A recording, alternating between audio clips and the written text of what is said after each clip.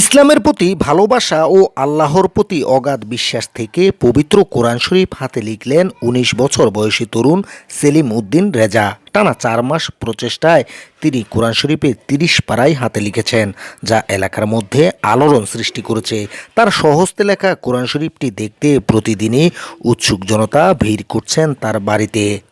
নীলফামারীর সৈয়দপুর উপজেলার কামারপুকুর ইউনিয়নের ব্রহ্মোত্তর গ্রামের ইমাম আলীর ছেলে সেলিম উদ্দিন রেজা সে দারুল উলুম মাদ্রাসার ছাত্র, পাশাপাশি অসুরখাই জামে মসজিদের খতিবের চাকরি করেন। সেলিমের ছোটবেলায় হাতের লেখা একেবারেই ভালো ছিল না, এজন্য তাকে মাদ্রাসার হুজুরদের কাছে অনেক সময় বকাঝকা শুনতে হয়েছে। মায়ের হাতে খেতে হয়েছে অনেক মায়ের।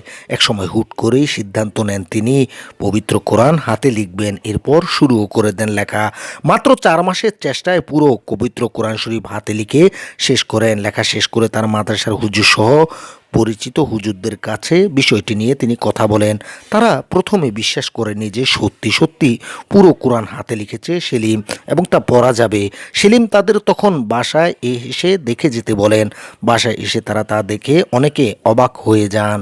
সেলিমের জীবনের সেরা অর্জন এই পবিত্র কোরআন শরীফ। এই মহান কাজটি করতে পেরে সে খুশি এবং আল্লাহ তাআলার কাছে লাখ লাখ শুকরিয়া জ্ঞাপন করেন।